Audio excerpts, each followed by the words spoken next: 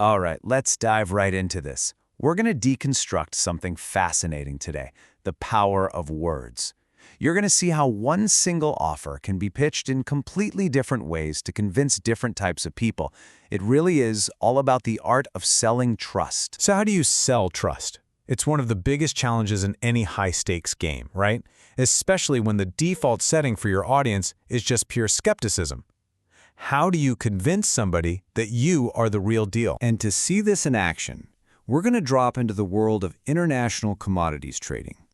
It's an environment that is just absolutely swimming in risk, where basically every promise you hear is met with a whole lot of suspicion. And this is the daily nightmare for a commodity buyer. They're constantly trying to wade through things like fake SCOs, that's soft corporate offers, forged documents, and these endless LC delays, letters of credit, that can just completely shut down their business. In a world like this, it's got to be incredibly difficult to know what's real and what's not. So you're faced with this giant wall of mistrust. How in the world do you break through all that noise with an offer that's genuinely good? Well, the answer isn't just about having a better product.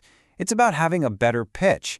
It's all about framing that product in a way that speaks right to the heart of a buyer's biggest fears and their biggest hopes. So here's the actual offer we're going to pick apart. It's for a service called a Commodity Procurement Center.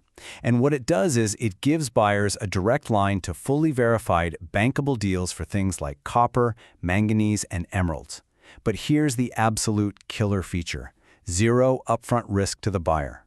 Now, we're about to see how this one offer was pitched in 3 totally different ways.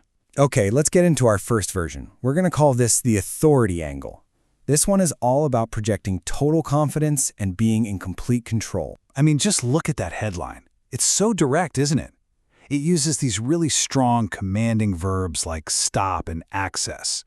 It's not asking you nicely, it's giving you a solution from a position of real power. You can see exactly who this is for. This is for the trader who is just done with all the excuses and just wants to close real deals. The language they use: bankable, verified, we've done the due diligence. It's like a secret handshake. It's saying, hey, we're on your level, we get it, let's get down to business. This is for the pro who only cares about results. All right, so that was for the powerhouse trader. Now let's completely switch gears. What if your target is someone who's a lot more cautious, more risk-averse? That brings us to variant 2, the trust and security angle. And you can feel the change in vibe immediately. Those aggressive, bossy verbs, they're gone. Instead, you've got these calming words like confidence and secure right at the top. The entire focus just pivots from power over to safety. And what's happening here is a direct appeal to the #1 fear in this market.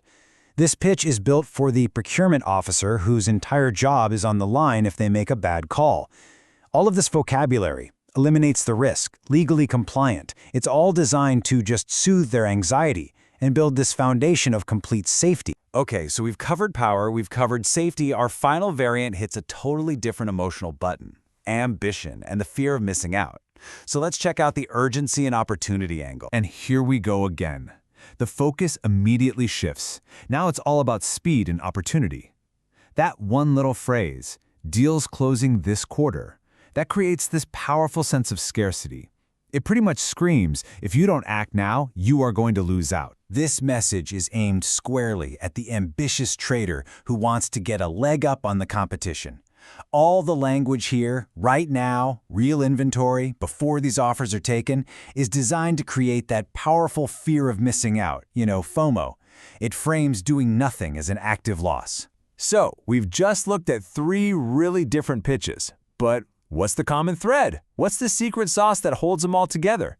Let's see how this all connects. This table just lays it out perfectly. The core product, the actual thing being sold, it stays constant. What changes is the psychological frame around it. For the authority mindset, the hook is stop wasting time. For the trust mindset, it's stop worrying about fraud. And for the opportunity mindset, it's stop missing out on deals.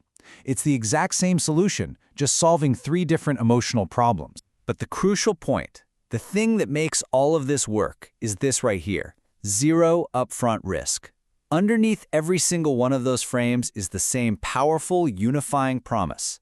It's the non-negotiable foundation that makes every single one of these pitches believable. And no matter which emotional path the buyer goes down, whether they're driven by a need for power, a need for safety, or a need for an opportunity, the destination is always the same. The call to action never changes. It's one single, clear next step that turns their interest into real action. So you can see, this whole case study isn't really just about selling commodities.